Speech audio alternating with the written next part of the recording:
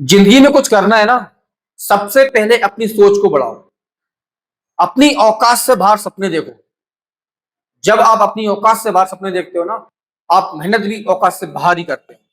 और जिस दिन आपने मेहनत तगड़ी कर दी ना, तो रिजल्ट भी आपका तगड़ा ही आएगा। ध्यान रखना, क्योंकि ऊपर वाला आपकी औकात देख के नहीं देता है, आपकी मेहनत देखकर देता है। ध्यान रखना, स्वयं श्री कृष्ण ने बोला है, तू मेहनत करता जा, फल की चिंता नहीं करना है ना। जब ऊपर वाला आपको फल देता है ना बेटा, तो वो आपकी औकात चेक नहीं करता है, फिर वो आपकी मेहनत चेक करता है। चाहे वो रिक्शे वाले का बच्चा हो, चाहे किसान का बच्चा हो, चाहे वो मजदूर का बच्चा हो, किसी भी कैटेगरी में हो, है ना, मेहनत ही आपको फल देगी, मेहनत ही आपको रिजल्ट देगी। ठीक है बेटा, ध्यान रखना आप। चलिए, गुड मॉर्निंग क्लास, जय श्री राम। आज है 30 मार्च 2026 और आज हम पढ़ने वाले हैं 30 मार्च 2026 का करंट अफेयर। आपको ध्यान रखना है बेटा, आज हम पढ़ने वाले हैं 30 मार्च 2026 का करंट अफेयर। तो आपके लिए बेटा नोट्स बनाते हुए दिमाग को खोलकर बिल्कुल है पढ़ना है। एग्जाम में क्वेश्चन आपके करंट अफेयर के आते हैं जो इस क्लास से आपको मिलेंगे, देखो ना। चलिए स्टार्ट करते हैं। पहला क्वेश्चन है, हाल ही में वन उत्पादों के लिए प्रमाण प्राप्त करने वाला देश का पहला राज्य कौन सा बना। बेटा ध्यान रखना, आईएमपी क्वेश्चन है ये, ठीक है ना। आईएमपी क्वेश्चन है, हाल ही में वन उत्पादों के लिए प्रमाण मतलब सर्टिफिकेशन बेटा, है ना। सर्टिफिकेशन ध्यान रखना, है ना। सर्टिफिकेशन सर्टिफिकेशन प्राप्त करने वाला देश का पहला राज्य कौन सा बना है ना। वन उत्पादन क्या होते हैं बेटा, वनों से प्राप्त जो भी आपके लिए होता है, जैसे कि गोंद होता है आपका, कत्था होता है ना। आपने कभी वो खाए होंगे, चिरौंजी खाई होगी आपने, है ना, जो आपकी अचार की निकलती है, वो वन से प्राप्त होता है। अचार मिलता है, तेंदू मिलता है आपके लिए, है ना। ये सब क्या है, आपके कत्था हुआ, ये सब वन से उत्पादन जो है ना आपके प्रोडक्ट है ना। वो आपकी जो है ना आपके उत्पादक है, क्या है, उत्पादक हैं। जैसे कि अपने खेतों से मिलता है आपको जो फसलें उगाई जाती हैं, वैसे ही वनों से भी जो प्राप्त होते हैं, है ना। क्लियर है। वो उत्पादों के लिए सर्टिफिकेट प्राप्त करने वाला देश का पहला राज्य कौन सा बना है ना। तो इसका आंसर बेटा आंध्र प्रदेश। ये बहुत इंपॉर्टेंट क्वेश्चन है ना। स्टार लगा लो आप बिल्कुल और आईएमपी लगा लो, ये क्वेश्चन आपका है ना देखने को मिलेगा। क्लियर है। तो हाल ही में वन उत्पादों के लिए सर्टिफिकेशन प्राप्त करने वाला देश का पहला राज्य बना है आंध्र प्रदेश। ठीक है ना। वन से उत्पादन क्या क्या होता है मैंने सब बता दिया आपको, जैसे कि कत्था हुआ, है ना, और आपकी गोंद हुई आपकी, है ना, अचार हुए आपके, करौंदे हुए आपके, कत्था हुआ, है ना, लकड़ी, ये सब हमको वन से प्राप्त होता है ना। ये आपका आंध्र प्रदेश जो है आप देश का पहला राज्य बन गया है जिसको वनों से उत्पादों के लिए सर्टिफिकेशन दिया गया है ना। चलिए इसके बाद आंध्र प्रदेश के बारे में बात करेंगे बेटा। आंध्र प्रदेश का जो गठन हुआ था बेटा, है ना, वो हुआ था 1 अक्टूबर 1953 में हुआ था। आंध्र राज्य के नाम से हुआ था। किसके नाम से हुआ था, आंध्र राज्य के नाम से हुआ था। ठीक है, आंध्र राज्य के नाम से हुआ था इसका गठन, है ना। इसके बाद हम बात करेंगे इसका जो आपका जो मेन गठन हुआ है ना, फजल अली आयोग के द्वारा। संविधान का 7वां संविधान संशोधन जो हुआ था आपका 1956 में, उसमें हुआ था। वो हुआ था 1 नवंबर 1956 को हुआ था। ध्यान रखना आपको, है ना। ये बेटा क्या है, मेन गठन है 7वें संविधान संशोधन 1956 के द्वारा, है ना। ये आंध्र प्रदेश के नाम से राज्य बना था। क्लियर है, ये आपको ध्यान रखना है ना। इसके बाद इसका बेटा क्या हुआ है, पुनर्गठन भी हुआ है। क्या हुआ है, पुनर्गठन भी हुआ है। जब एक राज्य जो होता है उससे दूसरा राज्य बनता है ना, तो डबल से क्या होता है, उसका पुनर्गठन होता है। तो ये हुआ बेटा 2 जून को। कब हुआ है, 2 जून 2014 को हुआ है ना। आंध्र प्रदेश राज्य से बेटा तेलंगाना बना। क्या बना, तेलंगाना राज्य बना। तो आंध्र प्रदेश का है क्या बन गया बेटा, डबल से पुनर्गठन हुआ, डबल से उसका सीमाएं बनी। तो ये होता है आपका पुनर्गठन। कब हुआ था, 2 जून 2014 को हुआ था। ये आपको ध्यान रखना। कि राजधानी की बात करेंगे बेटा, तो राजधानी क्या है इसकी, राजधानी है इसकी अमरावती। क्या है, अमरावती इसकी राजधानी है, ये आपको ध्यान रखना है। सबसे बड़े शहर की बात करेंगे ना, सबसे बड़े शहर की बात करेंगे तो विशाखापट्टनम। क्या बेटा, विशाखापट्टनम है, ये आपको ध्यान रखना है ना, विशाखापट्टनम है। आंध्र प्रदेश के सीएम की बात कर ले, क्या कर ले बेटा, सीएम की बात कर ले। तो सीएम है एन चंद्रबाबू नायडू। क्या बेटा, चंद्रबाबू नायडू। कौन है बेटा सीएम, एन चंद्रबाबू नायडू। और यदि हम राज्यपाल की बात करें, इसके बाद क्या बेटा, राज्यपाल की बात करें तो राज्यपाल है एस अब्दुल नजीर, है ना, एस अब्दुल नजीर। तो ये आंध्र प्रदेश के बारे में जनरल से जानकारी है, और आंध्र प्रदेश आपका देश का पहला राज्य बन गया है जो वन उत्पादकों के लिए उसको सर्टिफिकेशन प्राप्त, है ना, प्राप्त करने वाला ये पहला राज्य बना है ना, वनों के उत्पादकों के लिए, है ना। चलिए नेक्स्ट क्वेश्चन देखते हैं। नेक्स्ट क्वेश्चन है, हाल ही में पीएम श्री स्कूल की योजना की तर्ज पर किस राज्य ने सीएम श्री स्कूल करने की घोषणा की है ना। जिस प्रकार से अपने जो भारत में पीएम श्री स्कूल योजना है, उसी प्रकार से राज्य ने सीएम श्री स्कूल मतलब करने की घोषणा कर दी है। तो किस राज्य ने की है बेटा, तो वो की है आपके हरियाणा राज्य, ध्यान रखना आपको ना। हरियाणा राज्य ने अभी हाल ही में सीएम श्री स्कूल की घोषणा की है ना, ये आपको ध्यान रखना है। ये पीएम श्री स्कूल की तर्ज पर ये योजना बनाई गई है, सीएम श्री स्कूल, इसकी घोषणा की है ना। वहीं हम बात करेंगे बेटा हरियाणा की। तो हरियाणा जो राज्य का गठन हुआ है ना बेटा 1 नवंबर 1966 में हुआ है, 1966 में हुआ है, ध्यान रखना, है ना। इसका गठन जो हुआ है बेटा 1966 में हुआ है। राजधानी तो है ना, राजधानी क्या है, राजधानी है चंडीगढ़।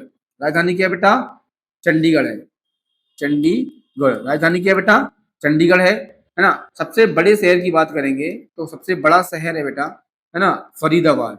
क्या है, फरीदाबाद सबसे बड़ा शहर है इसका, हरियाणा का, है ना। वही हम बात करेंगे इसके सीएम की। सीएम कौन है बेटा, नायब सिंह सैनी। नायब सिंह सैनी कौन है इसके, सीएम है। और राज्यपाल या गवर्नर की बात करेंगे, राज्यपाल जो है इसके वो कौन है बेटा,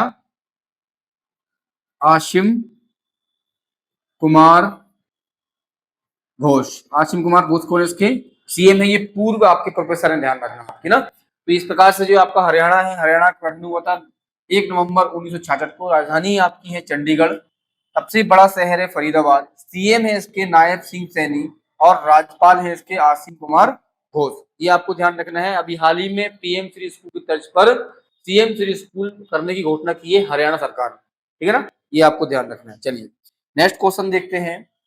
हाल ही में दिल्ली के किस मंदिर में 108 फीट ऊंची कांस्य प्रतिमा मतलब मूर्ति बेटा, है ना, मूर्ति जो है आपकी कांस्य मूर्ति की प्राण प्रतिष्ठान की है ना। अभी हाल ही में दिल्ली के किस मंदिर में, ये आपको ध्यान रखना बेटा, दिल्ली के किस मंदिर में 108, ऊंचाई भी आपको ध्यान रखना है ना, ऊंचाई कितनी है बेटा, 108 फीट ऊंची है ना। और मूर्ति किसकी है बेटा, कांस्य मूर्ति है। ये सब बेटा क्वेश्चन बनते हैं, है ना। कैसी मूर्ति है, कांस्य की मूर्ति है, ऊंचाई कितनी है, 108 फीट ऊंची है। कहां पर, दिल्ली में, किस मंदिर में, है ना, किस मंदिर का भी आपको ध्यान रखना है ना। तो प्राण प्रतिष्ठान किया है, तो ये किया है बेटा अक्षरधाम मंदिर में, ध्यान रखना। अक्षरधाम मंदिर जो आपका है स्वामी नारायण का मंदिर है, किसका है, स्वामी नारायण का मंदिर है। स्वामी नारायण का मंदिर है दिल्ली में, है ना, दिल्ली में स्वामी नारायण का मंदिर है अक्षरधाम मंदिर। इसमें 108 फीट ऊंची कांस्य प्रतिमा की प्राण प्रतिष्ठान किया है, ये आपको ध्यान रखना है। क्लियर है, तो ये आपको दिल्ली में याद करना है। अभी क्वेश्चन ऐसा पूछ लिया कि स्वामी नारायण अक्षरधाम मंदिर कहाँ है, तो दिल्ली में है ना। छोटे छोटे क्वेश्चन आते हैं एग्जाम में, जो आपको ध्यान रखना है ना। तो स्वामी नारायण अक्षरधाम मंदिर कहाँ है, दिल्ली में, है ना। इसी मंदिर में 108 फीट ऊंची कांस्य प्रतिमा का प्राण प्रतिष्ठान किया गया है, ये आपको ध्यान रखना है ना। तो ये आपको कांस्य प्रतिमा भी याद रखना है, 108 फीट ऊंची करना है, दिल्ली में है, और मंदिर कौन सा है, अक्षरधाम मंदिर। ये 4-5 पॉइंट आपको इसमें याद रखना पड़ेगा। चलिए नेक्स्ट क्वेश्चन देखते हैं। नेक्स्ट क्वेश्चन है, हाल ही में 72वें महिला सीनियर हाल ही में 72वें महिला सीनियर राष्ट्रीय कबड्डी, है ना, राष्ट्रीय, एक मिनट, ये क्वेश्चन आया पर ना, ये क्वेश्चन आने वाला है ना। इंडियन ओपन स्क्वैश 2026 प्रतियोगिता में एकल खिताब किसने जीता, ठीक है ना।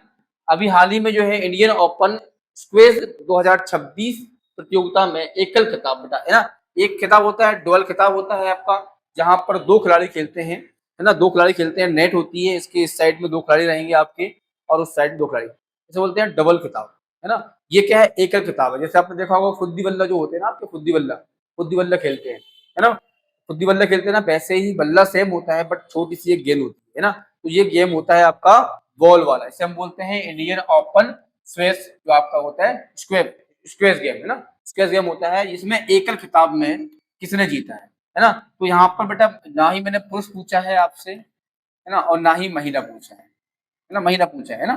तो अभी हम बात करेंगे पुरुष की, किसका करेंगे? तो पुरुष किसने जीता है बेटा? पुरुष जीता है अभय, अभय कुमार ने जीता, अभय सिंह ने जीता है। किसने जीता बेटा? अभय सिंह ने जीता है ना। ठीक है ना। अभी हाल ही में जो इंडियन ओपन स्क्वैश 2026 प्रतियोगिता हुई थी, उसमें पुरुष श्रेणी में बेटा अभय सिंह ने जीता है। किसने जीता बेटा? अभय सिंह ने जीता है। और किसको हराया है बेटा?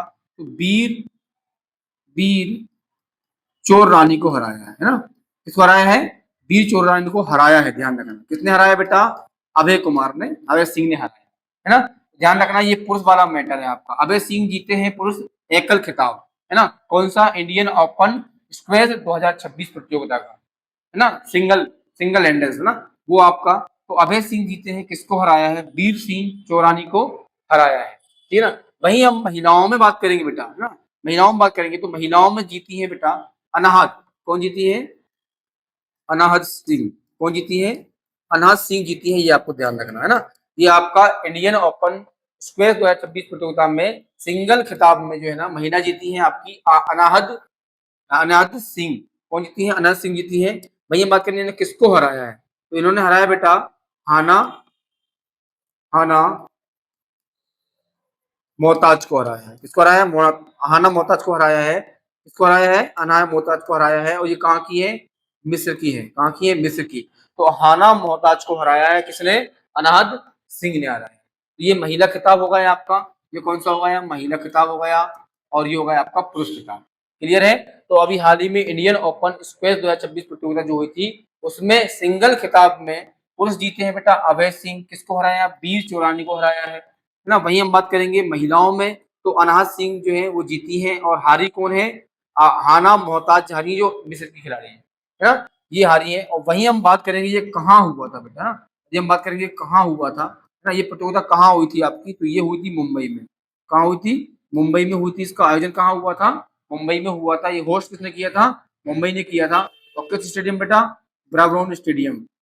ब्रावोन स्टेडियम में हुआ था। ध्यान रखना है ना, ब्रावोन स्टेडियम में हुआ था। ये आपको ध्यान रखना। क्लियर है। तो इतना आपके लिए याद रखना पड़ेगा कि इंडियन ओपन स्क्वैश 2026 की जो प्रतियोगिता हुई थी वो मुंबई के ब्रावोन स्टेडियम में हुई थी। इसमें पुरुष खिलाड़ी जीते हैं वो अभय सिंह जीते हैं। महिला कौन जीती है? अनाथ सिंह जीती है ना। अभय सिंह ने किसको हराया? बीस चौरानी को हराया। और अनाथ सिंह ने किसको हराया? हाना मोहताज को हराया, है ना। ये पुरुष और महिला मैंने दोनों बता दिए आपको, है ना। चलिए नेक्स्ट क्वेश्चन देखते हैं बेटा। नेक्स्ट क्वेश्चन है, हाल ही में 72वें महिला सीनियर राष्ट्रीय कबड्डी प्रतियोगिता 2026 का खिताब किसने जीता है? अभी हाल ही में बेटा 72 नंबर का, आपको नंबर भी याद रखना बेटा, 72वां संस्करण। संस्करण कौन था बेटा? संस्करण है आपका 72। कौन सा? 72वां संस्करण। किसका है बेटा? ये आपका महिला सीनियर। किसका? महिला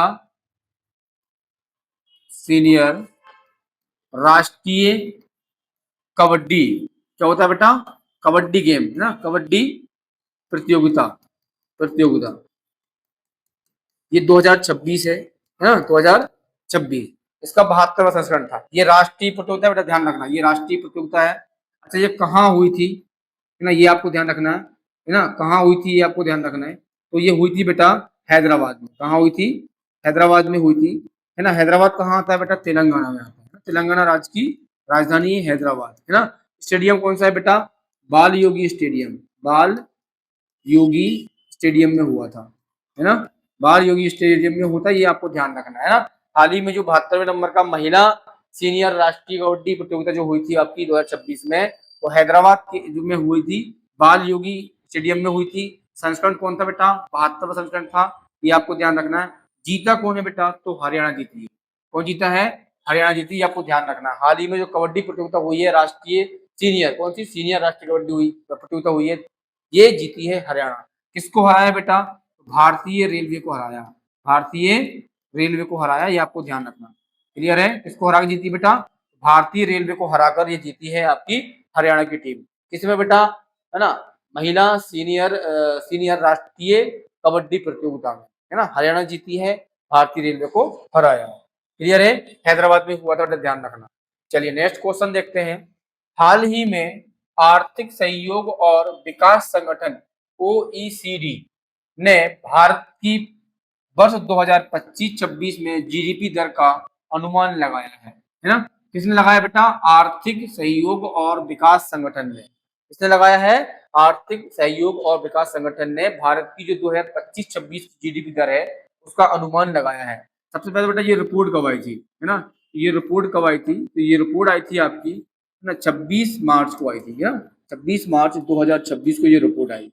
किसने रिपोर्ट जारी की बेटा? आर्थिक सहयोग और विकास संगठन ने ये रिपोर्ट जारी की। ठीक है ना? इसमें बेटा इन्होंने ये बताया है कि 2025-26 का जो जीडीपी दर है भारत का ना उसका अनुमान लगा बताया कितना हो सकता है। तो ये बताया हमने बेटा 7.6। कितना बताया है? 7.6% रहेगा, है ना? ऐसा अनुमान लगाया है आर्थिक सहयोग और विकास संगठन, है ना, OECD ने, है ना, कि भारत की 2025-26 में जो जीडीपी दर रहेगी उसका अनुमान लगा बोला है कि 7.6 रहेगी। ऐसा अनुमान लगाया है इसमें। ये आपको ध्यान रखना है, ये अनुमान लगाया। ये रिपोर्ट कब आई? 26 मार्च 2026 को ये रिपोर्ट आई।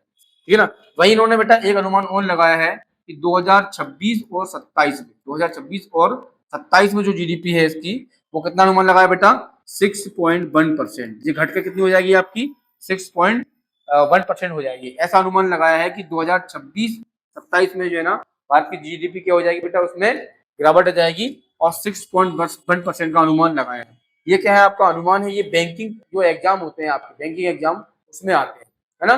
जितनी भी आपकी रिपोर्टें हैं ना बेटा वो पूछता है बैंकिंग में ना। तो बैंकिंग वाला क्वेश्चन, ये बैंक वाले जो है ना बेटा अभी जिसका बैंक में एग्जाम है, बैंक वाले इसको ध्यान से पढ़े, नोट्स बना के छाप लो, क्वेश्चन आएगा यहाँ से ना।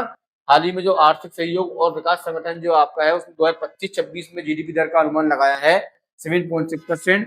वहीं इसी ने बोला है कि 2026-27 में भारत की जीडीपी है वो 6.1 हो जाएगी परसेंट हो जाएगी ना। क्लियर है? ये आपको ध्यान रखना। वहीं हम बेटा एक बात ध्यान रखना आपको, वहीं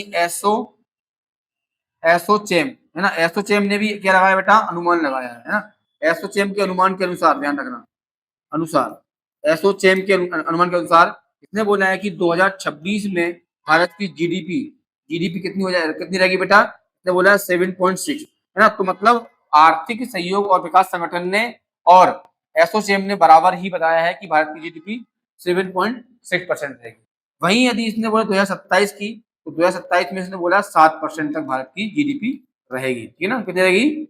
जीडीपी रहेगी। ठीक है ना? तो एसोचैम ने 2027 में भारत की जीडीपी जो दर है वो 7% बोला है। कितना बोला है? 7%। वहीं ये ओईसीडी ने बताया है कि 6.1% रहेगी, लगभग 1% का अंतर है ना। तो इस प्रकार से बेटा ये क्या अनुमान है? ये बैंकिंग एग्जाम में क्वेश्चन आते हैं। तो ये आपको ध्यान रखना है। अभी हाल ही में आर्थिक सहयोग और विकास संगठन ने जो आपकी है ना, भारत की जो वर्ष 2026 की जो जीडीपी दर बताई है 7.6% बताई है। वही एसोचैम ने भी अनुमान लगाया है कि भारत की 2026 में जीडीपी रहेगी तो 7.6% रहेगी, है ना। वही हम बात करेंगे जो आर्थिक सहयोग और विकास संगठन ने जो 2027 का अनुमान लगाया है वो लगाया है बेटा 6.1%, है ना। वही एसोचैम ने लगाया है 7%। ये आपका ये अंतर है अनुमानता में, है ना। तो इस प्रकार से ये क्वेश्चन आपके बेटा आज के जो है ना क्लोज हो जाते हैं। मिलेंगे हम नेक्स्ट क्लास में। जय श्री राम।